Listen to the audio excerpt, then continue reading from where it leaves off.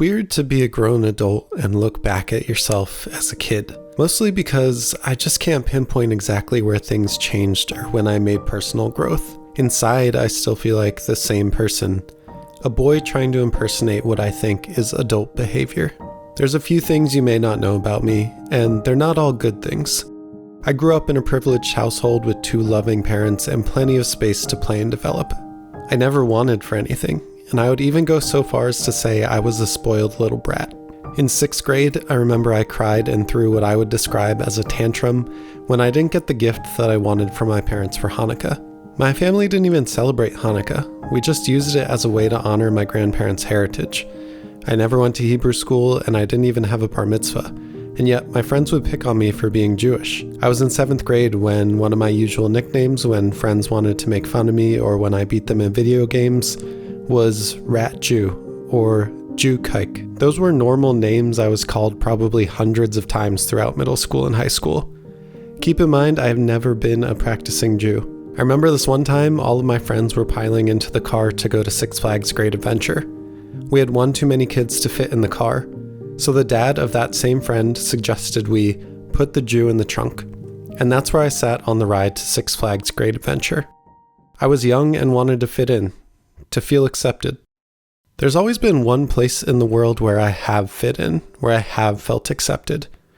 Whenever I needed a confidence booster, I would look at my trophy shelf, filled with individual and team awards in soccer. Soccer was a place where I could go and just have fun, just enjoy what it means to be a kid. And that reflected. I was genuinely a great player, but early on in my high school career, I fell completely out of love with the sport. I was burned out and wanted to pursue other hobbies like spending 12 hours a day in World of Warcraft. The end of my soccer playing career spelled the beginning of years of darkness.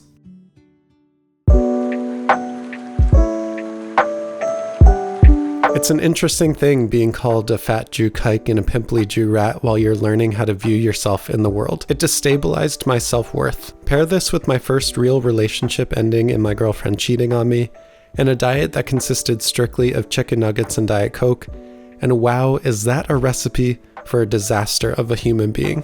But that was me, the inedible mush that was born out of that horrible recipe. I stopped caring about small things in life. I stopped loving being alive. Despite it all, I barely squeezed into an acceptable college that would make my parents proud. Except, I decided it would be a great idea to share a room with that friend from high school. You guessed it, the same one that would make fun of my Jewiness. Things weren't great in college, and I was on a slippery path towards ending up in my parents' basement for the rest of my life. It's incredible how small the difference is between that and where I am now. I'm serious too. I can see it, how close I was to genuinely giving up. And I'm not talking about giving up on a hobby or school or self-improvement. I'm talking about literally giving up caring about anything, not caring about myself or others or the world around me.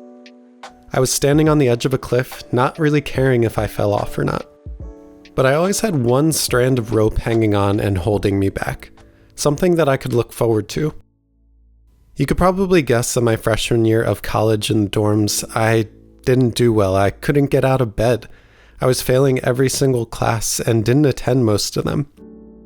I was procrastinating my own demise by thinking, it's probably not that bad, or this will all work itself out eventually.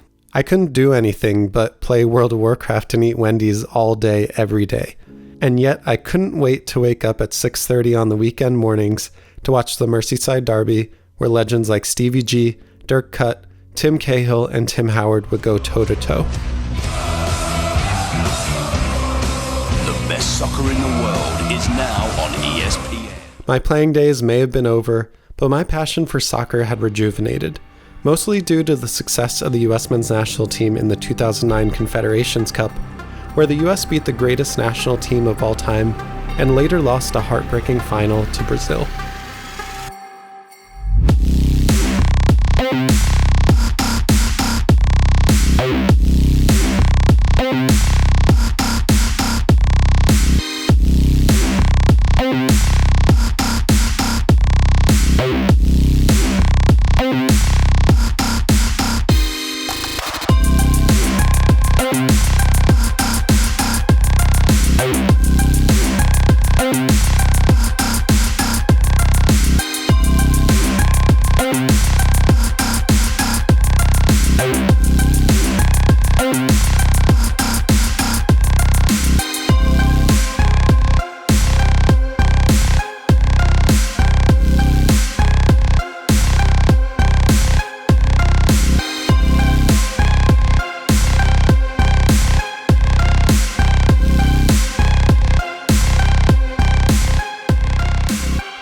After that, I started going to Red Bull games in Newark, about 30 minutes north of Rutgers University where I was attending.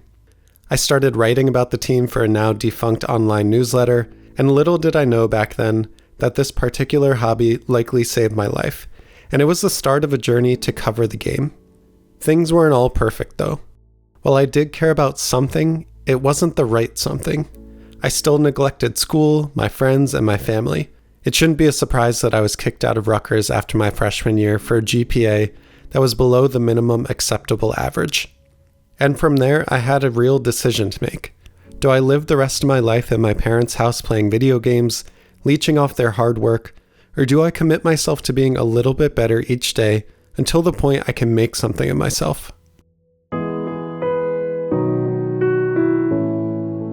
I decided to choose the latter, and it started with getting my mind and my body right. The 2010 World Cup was the thing I could anchor to. I could see it in the future and drive myself towards it.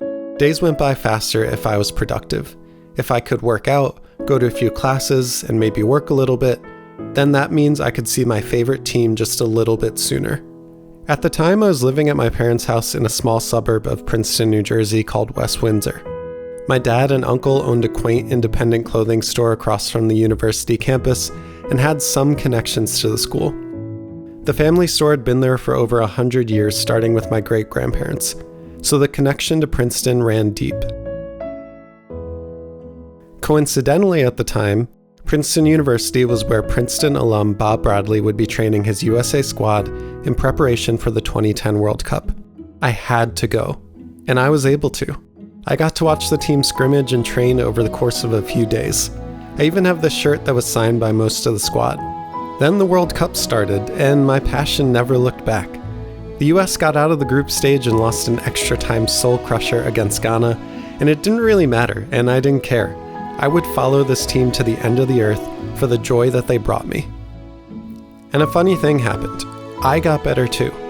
My self-esteem rose steadily over time as I began to learn new things about myself. I learned how committed I could be when I was purposeful instead of my usually infinite capacity to procrastinate. I learned that I actually enjoyed learning and wanted to transfer out of the community college to earn a 4-year degree. A lot happened between 2010 and 2014. By the time the 2014 World Cup rolled around, I had transferred and graduated with honors, I met my future wife, and I started a career. I was genuinely happy. I hadn't been that happy since I was that same innocent kid, before people called me names and made fun of the size of my nose. The 2014 World Cup was, to me, a truly beautiful time in my life. I look back on it now with tragic longing. The world just felt different then. Do you feel that too? All of my friends and my girlfriend, now wife, were gathered around the TV every day to watch the games. At night, we would play ping pong on our makeshift table in the kitchen, and we'd spend the nights laughing in great company until we got too tired and meandered to our respective rooms for sleep. The elation at the early Dempsey goal, the despair as Ronaldo whipped in a perfect cross, and the sheer intensity of Tim Howard's defense of his net. All of it was emotion you can't find anywhere else. Soccer is special like that. Now, if 2010 to 2014 was good for me, 2014 to 2018 was a time that I got complacent. Things were good, but they weren't great. Was I really putting all of the right effort into my relationships with loved ones? Was I really doing my best to pursue a career that could support the life that I wanted? Was I really trying to be the best version of myself? The thing I could always look forward to and depend on was in a crisis of its own. The US men's national team didn't qualify for the 2018 World Cup, and a few years earlier Donald Trump had been elected. I started to notice small cracks in society's care for one another. Back then it was here and there, but you could see the fabric of us unraveling.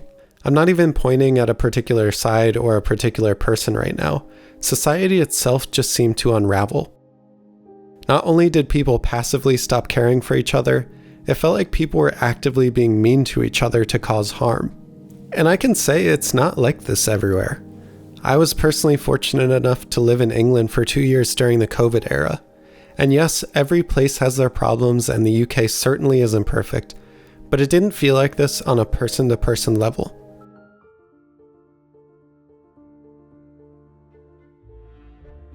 George Floyd is killed with a knee to his neck. Kids in school are shot every day by someone with a manifesto. A politician isn't home for an assassination attempt. And yet, those obviously horrible acts are met with wild conspiracies fueled by vitriol. The point of it all is to inflict pain on each other. Why? It seems causing emotional and physical harm to one another is now commonplace in America. And as someone that has lived a lot of their life online, that same anti-Semitism and blatant racism that I found early on in my middle school and high school career started to rear its ugly head again. When people see this picture, for example, and say something like, "It's not a big deal, it's only a few people, why do we care?" When people see a modern-day Klan marching for white power, when people see someone like Kanye utilizing his free speech to spew these ideas, that's not the only thing that's happening. People are seeing that there is permission now to not only harbor hateful and dangerous views, people feel comfortable expressing them out loud. Views and opinions, by the way, like me being a kaiju rat that deserves to burn in hell just for existing. A few people on an overpass or one millionaire on Twitter quickly becomes something else entirely. And let me be clear, you are free to express your opinion, but you are not free from the consequences of having those opinions. And that's where we are now in 2022. And barreling closer to the 2022 World Cup in Qatar, I find myself with a feeling that I can't really place. It's somewhere between angst and some type of faux excitement. I want to be excited about this team, and I want to be proud of my country, because I really do love it. But the patriotism that I would feel seeing the Stars and Stripes is now mixed with the thick oil of our current environment. I guess a violent coup will do that to you. I want to be excited about the greatest sporting event on earth, one where the US hasn't been in 8 long years. But a World Cup built on slavery, corruption, bribery, and treatment of certain populations makes me feel resentful. I feel resentful because Qatar 2022 is the way that I see the world working now. If you have enough money and you lie enough, then things will work out for you. If you don't believe millions of Jews died in the Holocaust, but you're a millionaire or you're famous, then things are absolutely fine for you. If you're a doctor who made millions as a snake oil salesman and you live in New Jersey, you should probably consider running for senator in Pennsylvania. And if you are a country that imprisons gay people and requires slave labor to build modern infrastructure, maybe you should consider hosting the most important sporting event in the world. And yet with this backdrop, I've been working. I've been working on myself. I've been a loving husband, a good friend, a learner, a creator, and now soon a dad-to-be. There is still hope for me and you. There's a Stoic principle I always go back to, where you can only control your own actions, and that it's not worth spending effort on things outside of your control. If I control my own actions, and I provide positivity back into the world, and my wife does the same, and my coworkers do the same, and my friends do the same, and you watching right now do the same, then that makes a small difference to giving us just a little bit of hope. The US men's national team and the World Cup have always paralleled what I've been going through in my life at the time. And I do have hope for them now, because it's not what happened before or what will happen after, but about the exact moment of those 90 minutes. The 26 brothers will be playing for that moment and nothing else. And in that moment, anything can happen. Hey, what's up, man? On Wednesday, we're going to be announcing you as one of the 26 players in the World Cup roster. Congratulations. Thank you. Thank you. I'm so excited. Yeah. So excited. You imagine that? Can't wait. How far you've come? Thank you for being one to help me find myself as a player and person, to be honest, because when I first got called in to where I am now in my personal life and my professional life is a lot to do with the culture that you've built there, so thank you.